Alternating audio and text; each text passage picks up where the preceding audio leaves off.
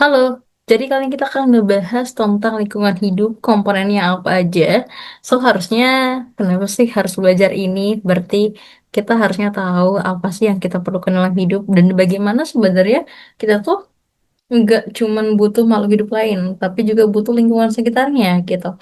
Di kita akan lebih kenalin dan kita tahu nanti cara misalnya gimana untuk menjaga lingkungan sekitar kita gitu. Oke, so aku langsung share screen dari PPT yang udah ada. Oke, ini tadi ya. Berarti dia tentang si lingkungan hidup dulu ya. Oke, jadi lingkungan hidup itu overall itu kita harus tahu dulu lingkungan itu apa. Jadi lingkungan itu adalah keadaan fisik maupun kimiawi yang mendukung si makhluk hidup gitu. Jadi berarti bukan cuma makhluk hidup gitu.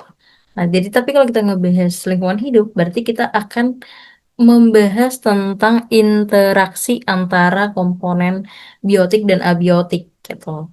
Nah, di mana biotik itu berarti ngomonginnya makhluk hidup, abiotik berarti yang tidak hidup, tapi mendukung si makhluk hidup gitu ya. Oke, jadi ini akan ngebahas juga tentang ekosistem, di mana ekosistem itu berarti adalah interaksi antar komponen yang ada di satu lingkungan. Dan ini membentuk sebuah sistem. Nah, sistem inilah yang disebut sebagai ekosistem gitu. Oke, jadi kalau komponen biotik itu dibagi menjadi beberapa tingkat. Yang pertama itu tadi berdasarkan tingkat organisasi, yang kedua berdasarkan tingkat peranannya, gitu. Oke, kita ngebahas dari tingkat organisasi dulu. Sebenarnya kalau dari organisasi yang paling terkecil itu bisa orang mendeskripsikan atau membagikan, mengklasifikasikan ke sel dulu, tapi saya tidak akan ngebahas dari sel, jadi langsung ke individu. Nah, perseorangannya berarti. Nah, ini yang paling terkecil gitu. Nah, terus individu berkumpul dengan individu yang sama akan membentuk yang namanya populasi. Nah, populasi berkumpul dengan populasi yang lain, misalnya populasi misal 3 ekor harimau gitu. Nah, berkumpul dengan misalnya tiga ekor singa, contoh ya. Nah, maka itu akan membentuk yang namanya komunitas gitu. Komunitas ini berarti sesama makhluk hidup aja. Gitu ya. Next, nah mereka kan ada di lingkungan misalnya hutan, di mana di hutan itu ada batu, ada sungai, bla bla bla. Nah, berarti ekosistemnya adalah hutan. Nah, itu udah disebut ekosistem, udah disebutin si abiotiknya gitu. Next ada bioma. Sebenarnya bioma itu berarti lebih gede dari ekosistem gitu. Baru biosfer itu udah seluruh bumi gitu. Oke. Nah, jadi populasi itu terbentuk dari individu-individu. Nah, populasi akan membentuk komunitas, komunitas itu akan membentuk ekosistem, dan ekosistem membentuk bioma, bioma membentuk biosfer gitu. Oke, next ada komponen biotik itu berdasarkan tingkat peranannya. Jadi ada yang berperan sebagai produsen. Nah, produsen ini karena sudah dibahas banget kemarin, produsen itu hanya makhluk hidup yang tumbuhan yang bisa membuat makanannya sendiri gitu. Yang bisa berarti melakukan fotosintesis itu yang termasuk ke produsen. Karena selebihnya tuh pasti mau makan makhluk hidup yang lain gitu. Oke, nah jadi produsen itu akan dimakan oleh herbivora, hewan yang herbivora lah ya, atau makhluk hidup yang herbivora gitu. Nah, herbivora di sana, herbivora kan berarti pemakan tumbuhan ya, udah cocok ya. Nah, herbivora itu berarti sebagai konsumen primer. Primer ya, yang pertama primer dulu. Nah, konsumen primer ini akan dimakan oleh konsumen sekunder. Nah, siapa sih yang bisa jadi konsumen sekunder? Berarti makhluk hidup yang memakan hewan lain, dan bisa juga ya omnivore. Omnivore itu kan berarti dia bisa makan hewan lain juga, berarti bisa makan tumbuhan. Nantinya omnivore. Omnivore itu bisa sebagai konsumen primer, bisa sebagai konsumen sekunder gitu. Ketika dia memakan produsennya secara langsung, maka dia di sana adalah konsumen primer. Tapi ketika dia lagi memakan sesama hewan, berarti yang udah makan si makhluk hidup yang lain kayak tumbuhan, maka dia akan menjadi yang kedua yaitu sekunder. Nah, karnivor ini atau omnivore ini yang konsumen sekunder itu akan dimakan lagi oleh karnivor yang lain yang kayak makan yang paling ujung gitu loh. Kayak raja hutan lah ya bisa ini. Nah, itu adalah sebagai konsumen tersier. Nah, sebenarnya udah nggak ada nih yang bisa menyerang si karnivor di tingkat ini. Nah, kecuali si pengurai. Jadi kalau dia udah mati itu ada pengurai. Nah, makanya pengurai ini di sini yang paling bawah ya, gitu. Oke, hopefully kalian paham artinya apa. Oh iya, di sini ada istilah autotrop sama heterotrop. Nah, mungkin ini udah pernah kalian pelajari sebelumnya. Eh, Kalau kita ngebahas autotrop sama heterotrop, nah di sini penguraian itu maksudnya heterotrop lagi ya. Autotrof itu berarti organisme yang bisa membuat makanan sendiri gitu. Jadi yang disebut sebagai autotrof berarti cuman si tumbuhan yang punya uh, proses fotosintesis yang bisa melakukan fotosintesis. Selebihnya itu adalah heterotrof, ya berarti yang harus makan makhluk hidup lain gitu ya. Oke. Nah, berikutnya kita masuk komponen biotik karena tadi udah yang uh, biotik. Nah, jadi kalau yang abiotik itu berarti kita lebih melihat dari komponen fisik dan kimiawinya, gitu. Di mana si komponen abiotik ini meskipun dia nggak hidup, tapi dia akan mempengaruhi ketahanan makhluk hidup di sebuah lingkungan atau ekosistem.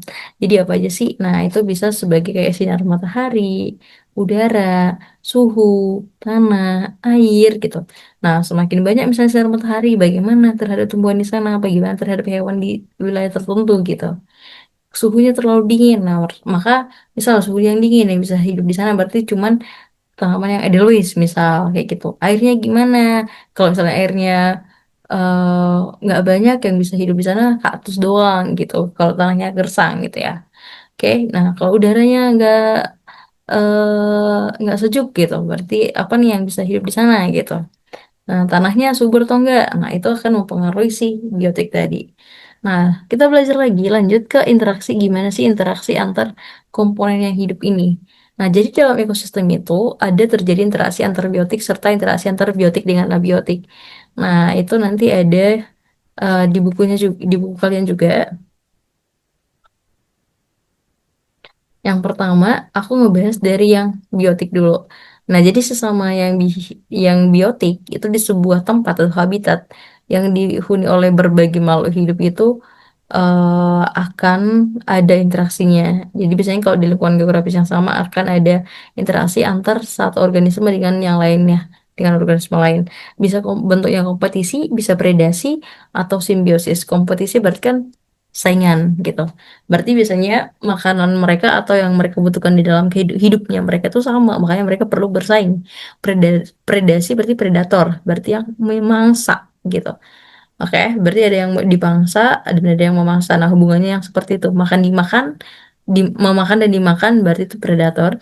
Terus ada simbiosis. Nah, simbiosis ini sebenarnya sosok ya, kayak ada yang saling menguntungkan, ada yang saling ada yang merugikan gitu. Nah, ini masuk kita bahas lebih detail lagi nanti ya nih. Ya jadi di sini ada detailnya juga.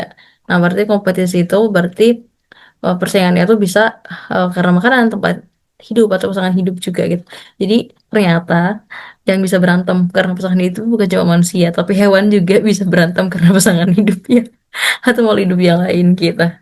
Oke, kok predasi tadi juga aku udah jelasin, itu artinya ada pemangsa dan mangsanya. Jadi pemangsa kan berarti biasanya yang pemakan hewan dong, at least carnivore lah gitu. Sama mangsanya biasanya herbivore, pemakan tumbuhan gitu. Oke, kita kasih contoh kali ya, apa ya yang pemakan tumbuhan, misal kayak kelinci, nah dimakan sama sama singa misalnya atau harimau misalnya di hutan gitu ya. Nah, lanjut ini simbiosis. Simbiosis itu berarti tadi ada interaksinya juga. Nah, ada yang mutualisme, komensalisme, sama parasitisme dan netralisme.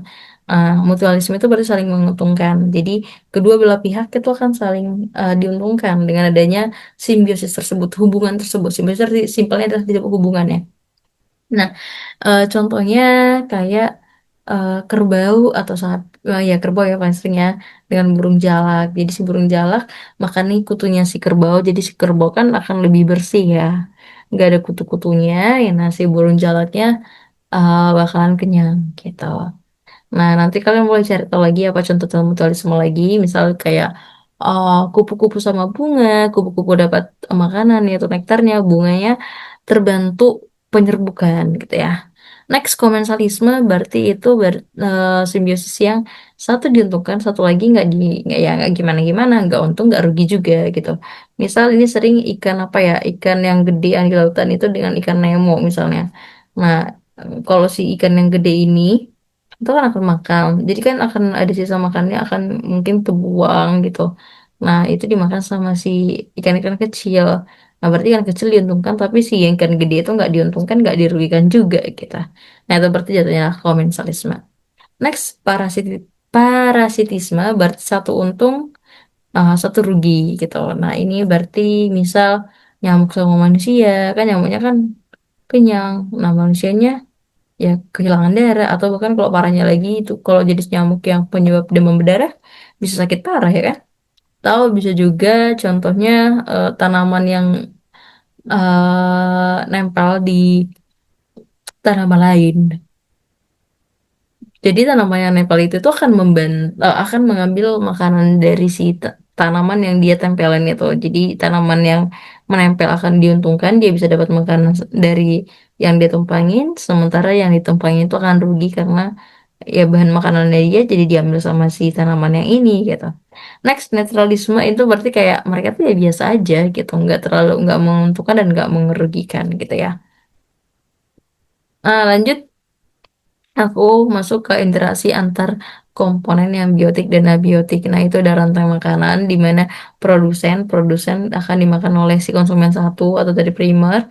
Nah, ini akan dimakan lagi sama konsumen kedua atau sekunder dan dimakan lagi sama konsumen ketiga atau tersier. Itu rantai makanan. Nah, sebenarnya rantai makanan ada lagi nih jaring-jaring makanan ya. Jadi jaring-jaring makanan itu adalah versi sederhana dari rantai makanan gitu. Karena tadi udah dijelasin, berarti harusnya udah cukup ya. Jadi lebih detail nanti boleh kalau kalian bingung tanyain aja di kolom komentar.